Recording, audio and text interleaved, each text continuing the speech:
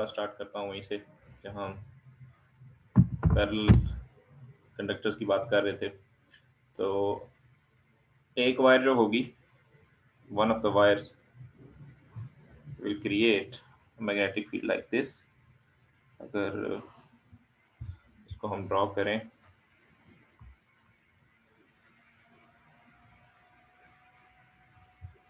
तो इसमें करंट आप एज्यूम करें ऊपर की तरफ मूव कर रहा है, तो इसकी फील्ड जो होगी वो कुछ इस तरह से होगी, सर्कुलर फील्ड होगी इसकी इस तरह से। और ये है कि फर्ज करें कि ये वायर है वायर 1, जो दूसरी वायर होगी वो उसके पैरेलल,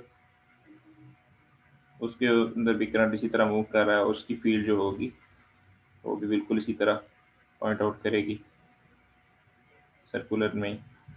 लेकिन अब होगा क्या कि आपको पता है कि फोर्सेस जो होती हैं वो डिपेंड करती हैं, तो मोर और लेस इनकी फील्ड्स की जो भी डायरेक्शन होगी, फोर्सेस होती हैं F is equal to I L cross B.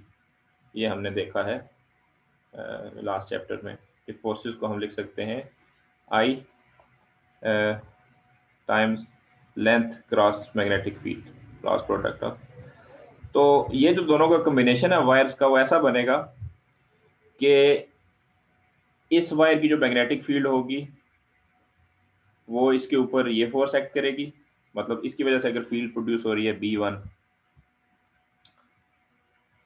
और इसकी वजह से फील्ड प्रोड्यूस हो रही है B2, तो जो दोनों की फोर्सेस हैं वो किस तरह से बनेगी मैं आपको वो दिखाता हूँ। तो इसके ऊपर जो फोर्स एक्ट करेगी वायर 1 के ऊपर वो होगी F1, that would be equal to I1 जो इसके अंदर करंट है टाइम्स L, लेंथ तो सेम है दोनों की, हम सेम कंसिडर कर रहे हैं, इनटू B2। और इसके ऊपर जो फोर्स बनेगी वायर 2 के ऊपर जो फोर्स बनेगी वो बनेगी F2, हम उसे कह देते हैं, और that would B I2 times L cross B1। तो यहाँ पे आप देखो कि यहाँ पे B2 इसके साथ इंक्लूड हो रहा है F1 में, इसकी जो फील्ड है, और इसके ऊपर जो फोर्स है उसके ऊपर इसकी फील्ड यूज हो रही है। और अगर हम वक्ती तौर पे ये ज्यूम करें, आपको थोड़ा समझाने के लिए जरूरी है कि आप ये ज्यूम करें कि जो मैंने ब्लू वायर बनाई है ये सोर्स वायर है, सोर्स वायर है, और एज्यूम कर लेंगे इसके अंदर जो करंट है वो ज्यादा है दूसरे वाले के करंट से, वक्ती तौर पे आप ये एज्यूम करें, तो क्या होगा कि ये एक अट्रैक्टिव फोर्स लगाएगी इसके ऊपर, इस डायरेक्शन में, इस डायरेक्शन में एक फोर्स लगाएगी अट्रैक्टिव, जो अलोंग द ग्रीन एरो जो मैंने ड्रॉ किया, और वो उसकी तरफ अट्रैक्ट हो जाएगी। और सेकंड केस में अगर आप ये ज्यूम करें कि इसके ऊपर ज्यादा वो है करंट जो है वो इसके वायर 2 के अंदर ज्यादा है, the other case is I2 is greater than I1, उस केस में क्या होगा कि एक फोर्स लगेगी इस वायर की वजह से इस वायर के ऊपर अट्रैक्टिव, जो कि ज्यादा होगी। अच्छा, अब ये तो वो केस है कि, लेकिन ऐसा नहीं होगा कि दूसरी वायर पर फोर्स नहीं लगाएगी। जो ऊपर वाला केस है उसमें एक छोटी अट्रैक्शन ये भी प्रोड्यूस करेगी, लेकिन डायरेक्शन उसकी ये होगी अगर ये अनइक्वल करंट से। इस तरह इस केस में भी एक छोटी अट्रैक्शन ये प्रोड्यूस करेगी जिसके अंदर करंट कम है। ये तो है अनइक्वल करंट्स का केस। अब अगर करंट बराबर हो जाए, तीसरा केस में बनाता हूँ कि I1 is equal to I2, तो दोनों ही अट्रैक्टिव फोर्सेस लगाएंगी इक्वल और अपोजिट।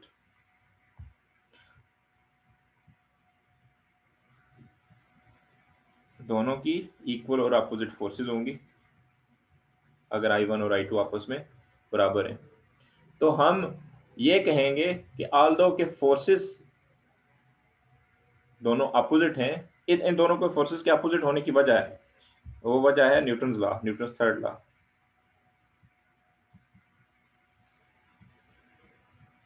न्यूटन लॉ यही कहता है कि हर एक फोर्स की एक अपोजिट रिएक्शन फोर्स होती है। जो एक्शन होता है उसका एक रिएक्शन होता है जो कि इक्वल और अपोजिट होता है। लेकिन यहाँ पे होगा ये कि ये चूंकि दोनों ही अट्रैक्टिव है, ये वाली वायर इसको इस तरफ खींच रही है और ये वाली वायर इसको इस तरफ खींच रही है, आल्दो कि ये फोर्सेस की डायरेक्शन तो अपोजिट है और नेट फोर्स तो जीरो बजायर होनी चाहिए, लेकिन हम कहेंगे कि still there is an attractive force between these two. हम ये नहीं कहेंगे कि नेट फोर्स जीरो है, कोई अट्रैक्शन नहीं है ना कोई रिपल्जन है, ऐसे नहीं होगा। क्योंकि दोनों ही अट्रैक्शन की फोर्सेज हैं तो हम कहेंगे कि they are attracting, both the conductors are attracting, although कि हम वेक्टोरियली जब ड्रॉ कर रहे हैं तो वैसे पता चल रहा है कि ये दोनों अपोजिट हैं और इनको आपस में कैंसल आउट हो जाना चाहिए, लेकिन ऐसा एक्चुअली नहीं होगा due to their attractive forces. Charges में ऐसा तो नहीं होता था ना। चार्जेस में ये होता था, अगर दो पॉजिटिव और नेगेटिव चार्ज रखे हुए हैं आप लोगों ने, सॉरी पॉजिटिव और एक बड़ा टेस्ट चार्ज रखा हुआ और एक छोटा पास चार्ज रखा हुआ है, तो क्या होता था कि ये दोनों एक दूसरे को रिपल करते थे, इसकी फोर्स की डायरेक्शन इधर होती थी, इसकी डायरेक्शन इधर होती थी, ठीक। ये थी रिपल्जन की वजह। और पॉजिटिव और नेगेटिव की फोर्स जो थी वो इस एक ही डायरेक्शन में होती थी, ये। तो हम कहते थे कि ये अट्रैक्शन हो रही है। लेकिन करंट कैरिंग कंडक्टर के केस में अट्रैक्शन दोनों एक ही जैसे करंट में हो रही है due two forces in the same direction. Okay, समझ रहे हैं आप लोग? तो इधर भी यही होता था, इधर पॉजिटिव चार्ज में F1 इलेक्ट्रिक फोर्स जो थी Fe इधर लग रही होती थी, इसकी जो फोर्स है वो इधर लग रही होती थी, तो ये इसको रिपल्जन कहते हैं। करंट के केस में फोर्सेज एक ही डायरेक्शन में है और अट्रैक्शन है।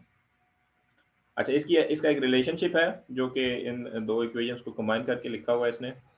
वो ये है कि आप लोग जब कैलकुलेट करोगे फोर्स वन, जिसमें बी टू का फैक्टर है आई एल क्रॉस बी करोगे, तो बी वन की वैल्यू आप लिख दोगे, जो कि आप निकालोगे बी टू की वैल्यू आपने निकाली थी लास्ट वीक में due to a current carrying wire, infinite current carrying wire. वो आपको याद होगा, हमने यहाँ पे निकाली थी करंट कैरिंग वायर की वजह से जो फोर्स थी, ये v is equal to mu not I over 2 pi A जो होता था वो परपेंडिकुलर डिस्टेंस होता था इस केस में। तो यही वैल्यू उठा के हम इस इक्वेशन में पुट करेंगे और हमारे पास जो F1 है वो आ जाएगी इन टर्म्स ऑफ करंट्स। तो ये हो जाएगी mu not I1 I2 over 2 pi A into L. तो आप देखोगे कि ये जो फोर्स है अट्रैक्टिव फोर्स, ये दोनों करंट के मैग्नीट्यूड्स पे डिपेंड कर रही है और it is depending on the length of the each wire and it is inversely proportional to the distance between two wires। तो ये इक्वेशंस जो हैं ये आप और से देख लें। जो अट्रैक्टिव फोर्स है that is directly proportional to magnitudes of currents and inversely proportional to their distance between two wires and it depends on the length of the wire। नीचे स्टेटमेंट भी लिखी हुई है अट्रैक्शन रिपल्जन की। ये जो equation थी, ये जो डिराइव हुई है यहाँ पे, ये बहुत इंपॉर्टेंट थी किसके लिए? एम्पेयर के लिए। एम्पेयर एक साइंटिस्ट का नाम है, यहाँ उसकी आप लोगों को शक्ल भी दिखाते हैं। ये था बंदा जिसने इलेक्ट्रोमैग्नेटिज्म डिस्कवर की थी। मैथमेटिक्स में आप इलेक्ट्रोमैग्नेटिक इक्वेशंस पढ़ेंगे तो आपको पता चलेगा कि इसने क्या किया था। मैक्सवेल इक्वेशंस पढ़ोगे आप लोग एमएफडी में लेटर स्टेज पे, लेकिन फिलहाल आप इसका बस ये याद रखो कि ये वो बंदा था जिसने इस पे काफ़ी ज़्यादा काम किया था। तो इसने इस इक्वेशन को लिया और इसने इस इक्वेशन को लेके करंट की यूनिट डिफाइन की। कैसे? आप ये इक्वेशन लिखें इस तरह से, ये जो लेंथ एल मल्टीप्लाई हो रही है राइट हैंड साइड पे, इसको लेफ्ट हैंड साइड पे ले जाएं और इसको यूँ लिख लें F over L equal to mu not I1 I2 और 2 पाई ए। तो यहाँ पे इसने डिफाइन ऐसे किया था करंट को कि when the magnitude of force per unit length, ये है force per unit length left side पे, this is force per unit length.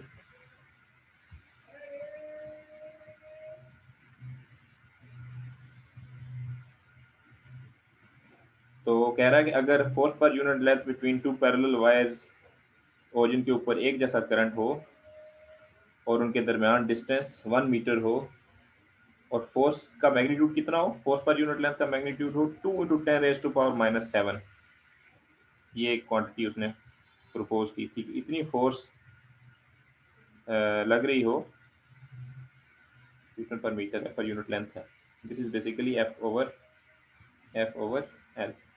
इतनी फोर्स अगर लग रही हो और हम कहें कि दो वायर्स हैं जिनके अंदर एक जैसा करंट जा रहा है और उनके दरमियान फासला कितना है, this A is 1 metre, this is 1 metre.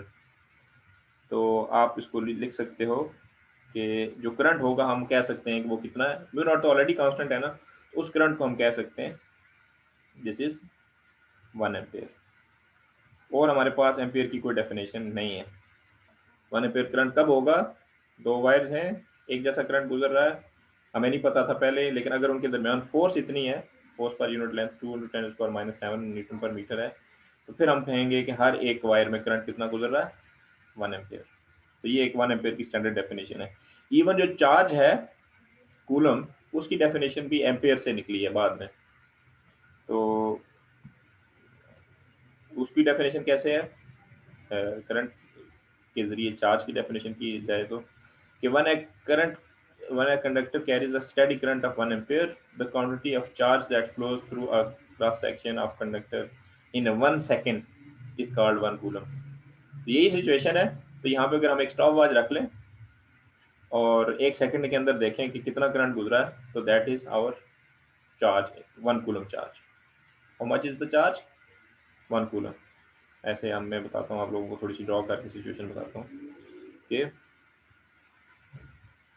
We have 2 wires, इस तरह से इनके दरमियान डिस्टेंस है 1 मीटर, और हमने किसी तरह से इनके दरमियान फोर्स नाप ली है, वो कितनी है 2.7 इंटू 2.9, नहीं 2, जस्ट 2 है, नो 2.7 नहीं है, 2 × 10⁻⁷ न्यूटन अगर फोर्स लग रही है इनके दरमियान, तो करंट कितना होगा, फॉर श्योर 1 एम्पेयर। चलिए, ये तो एक बेसिक सी छोटी सी बात होगी। और अब हम बात करेंगे एम्पेयर्स लॉ की, जो एक्चुअल एम्पेयर के नाम पे जिस लॉ का नाम रखा गया। इस संस्थान को क्रेडिट देने के लिए, फ्रेंच फिजिसिस्ट को क्रेडिट देने के लिए, इलेक्ट्रोमैग्नेटिज्म का एक लॉ है जिसका नाम इसके नाम पे रखा गया है, that is called Ampere's law, या एम्पेयर्स सर्किटल लॉ इसे भी कहते हैं। ये हम देखते हैं, ये चैप्टर का इम्पोर्टेंट टॉपिक है, तो यूं भी कहा जाता है Ampere's circuital law. Ampere circuital law हमें ये बताता है कि ये कुछ सर्किट होना चाहिए। पहली बात तो ये सर्किट भी कैसा होना चाहिए, क्लोज्ड सर्किट। और अगर क्लोज सर्किट है, क्लोज चले जो सर्किट को छोड़ दें फिलहाल, बहुत चीज़ों पर ये याद रखें कि एक क्लोज पाथ होना चाहिए सर्किटल लॉ में, और इसका ताल्लुक किसी हद तक मिलता जुलता है ये लॉ जो हमने पढ़ा था गाउस लॉ के केस में। तो यहाँ पे भी हम देखेंगे मैग्नेटिक फील्ड, उसमें हम गाउस लॉ में हम इलेक्ट्रिक फील्ड निकाला करते थे, इसमें हम मैग्नेटिक फील्ड निकालेंगे।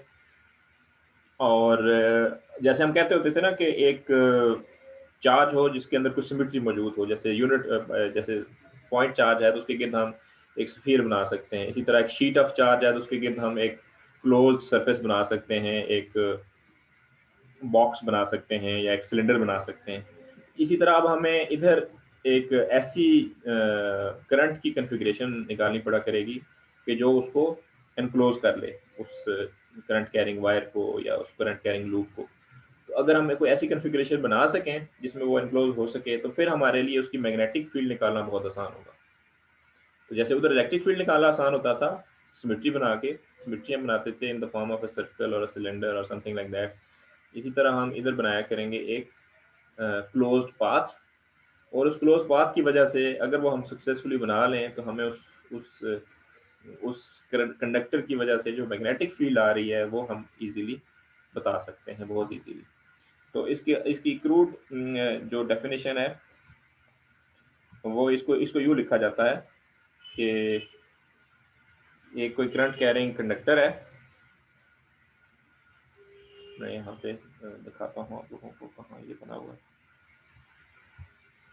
ड्रॉ कहीं हुआ हो तो, अगर नहीं ड्रॉ हुआ तो हम इसको एज सच समझ लेंगे। तो नहीं ड्रॉ नहीं हुआ, मैं ड्रॉ करता हूँ।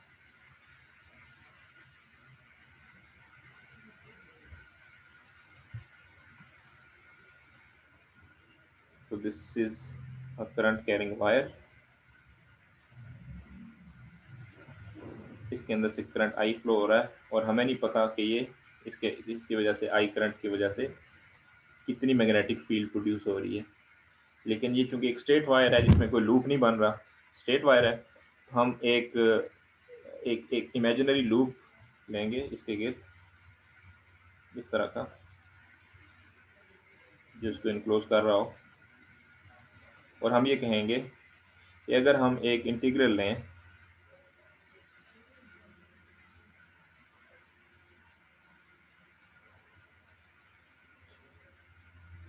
या ऐसे आप इसको यूँ लिख लें कि हम इसको मल्टीप्लाई करें, बल्कि इससे भी आसान बात करते हैं, इसकी हम बी यूँ लिख सकते हैं, mu not I over the perimeter of, ये है 2 pi R is the perimeter of this loop. Perimeter का तो आपको पता होगा क्या चीज़ होती है, 2 पाई आर, ये जो लेंथ है किसी भी सर्कल की, इसको कहते हैं पेरीमीटर।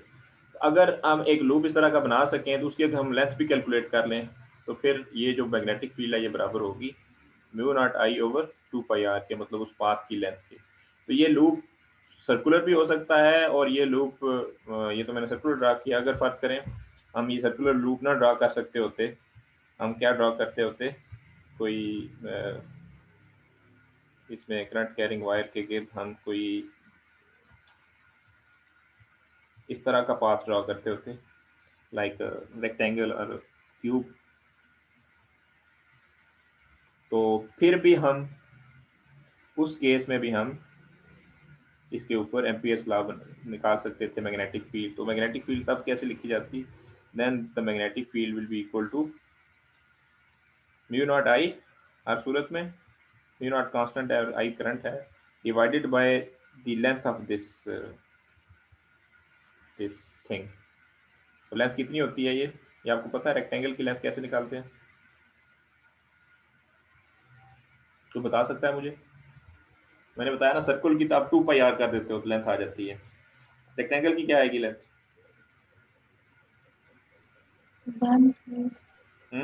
लेंथ विड्थ एरिया आ जाएगा।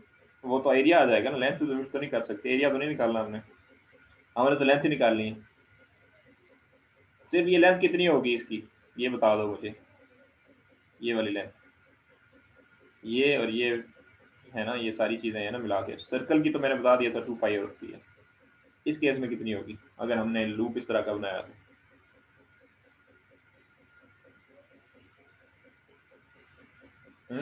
ये तो इतना मैथ वाले हो, इतना तो बहुत आसान होना चाहिए आप लोगों के लिए। शाबाश शाबाश।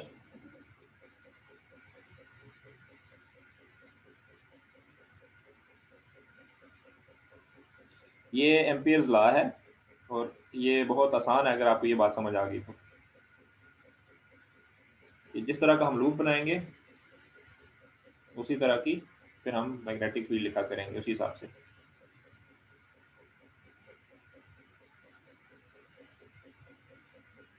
Hello anyone?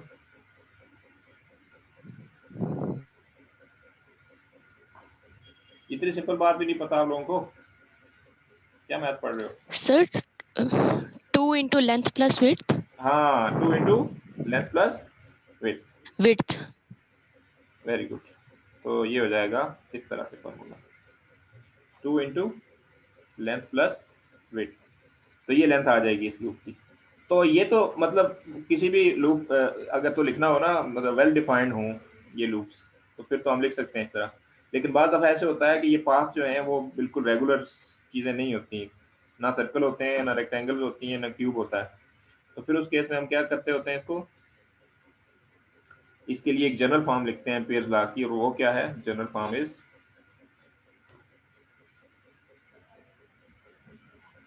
कोई भी जो पाथ है उसके गिर्द हम इंटीग्रेशन करते हैं, या समेशन कर लें, पहले समेशन करते होते हैं ना जनरली, हम स्टार्ट समेशन से करते होते हैं। तो हम ये कहते हैं कि sum of over I from 1 to n B dot R I, R जो है वो उसकी लेंथ है, या आर आई नहीं कहते, एल आई कह देते हैं, लेंथ का हिसाब है हमारे पास, ऐसे लिखते हैं v times v dot L I, vectors हैं ये दोनों, and that should be equal to mu not I. बस इतना सा है सिंपल एम्पियर्स लॉ। लूप बनाओ और सम कर दो सब पाथ लेंथ को, जैसे इधर हमने सम किया था, इधर तो ऐसे ही किया था ना, इधर ये लेंथ जमा ये लेंथ जमा ये लेंथ जमा ये लेंथ, तो 2 टाइम्स एल और 2 टाइम्स डब्ल्यू किया था ना इधर। तो ये तो रेगुलर था। अगर फर्ज करो अब इसको मैं बनाता हूँ, इसी तरह का पाथ एक मैं बनाता हूँ, जो कि इस पे ये इक्वेशन यूज करनी है हमने, ये करंट कैरिंग वायर और कुछ ज्यादा पोर्शन हों उसके, इस तरह नहीं, इस तरह का हो, तो ये हो L1 L2 L3 L4 5 और ये हो जाए L6। तो इस केस में हम लिखेंगे एम्पियर्स लॉ, कैसे लिखेंगे हम, that would B B into B dot L1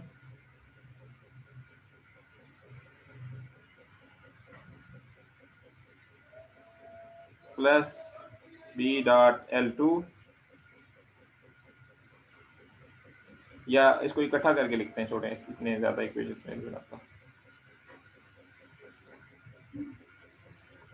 release नहीं हो रहा, कुछ और बन रहा है इसका। अच्छा ऐसे लिखता हूँ मैं,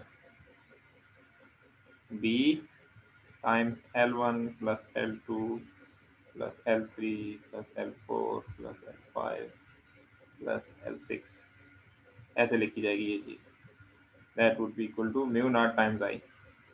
तो यहाँ से हमारे पास B फील्ड कैलकुलेट करना बहुत आसान हो जाएगा, that would be mu not I over this whole thing, इसका मैग्नीट्यूड।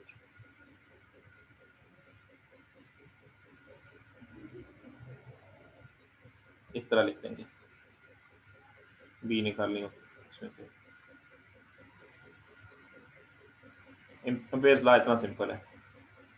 अब अगर ये तो रेगुलर शेप थी, अगर रेगुलर शेप ना हो, कुछ कॉम्प्लिकेटेड शेप हो, तो उस केस में कर्व शेप हो, तो फिर उस केस में हम लिख देते होते हैं इसी लॉ को, यही जो शेप है इसकी, इसको हम ट्रांसफॉर्म करते होते हैं,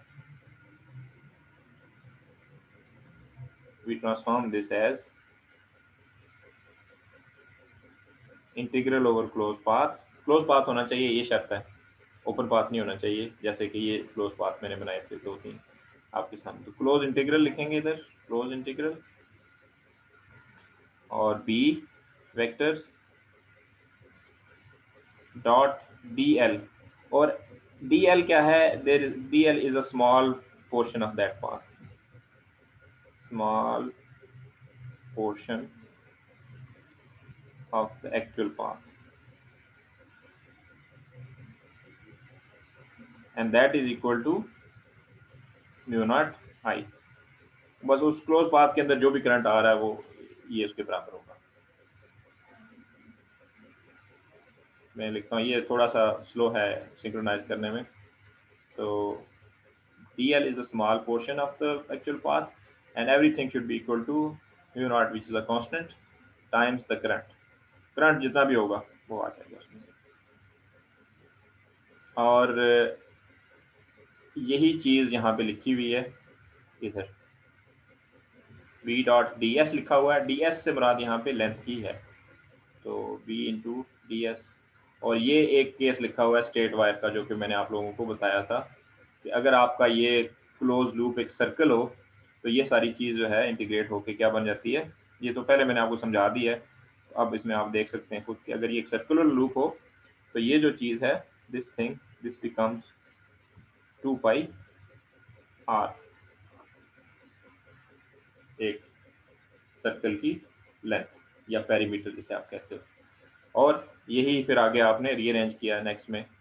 तो नेक्स्ट में आप क्या किया है, म्यू नॉट बी की जगह म्यू नॉट आई और 2πr लिख दिया जो वायर की फील्ड है, और इसकी जगह ये 2πr लिख दिया है, और ये 2πr और 2πr कैंसिल हुए हैं। तो ये दूसरे लफ्जों में एम्पीयर्स लॉ प्रूव हो गया for the case of straight wire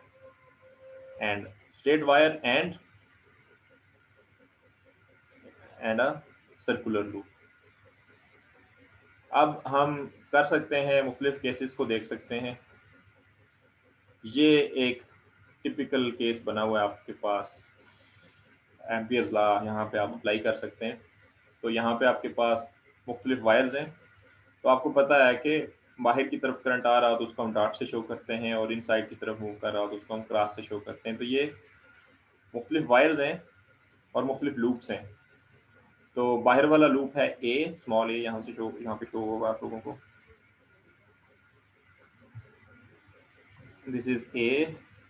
इससे नेक्स्ट वाला बी है, और ये this one is C, this loop is C, and this vertical is D. तो अब आप लोग बता सकते हैं कि मैग्नेटिक फील्ड कितनी होगी, इसका क्विज क्या है, rank the magnitudes of B dot D S. इसमें बताएं कि हर एक लूप में बी डॉट डी एस किस में ज़्यादा और किस में कम है, देख के बताएं। बड़ा इंटरेस्टिंग सा ये बना हुआ है क्विज।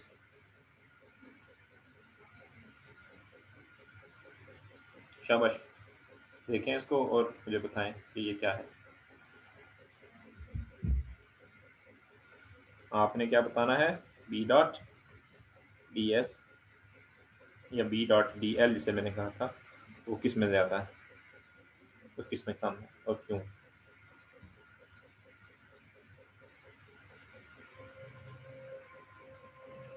शाबाश शाबाश, मैं इंतजार कर रहा हूँ आप लोगों के जवाब का।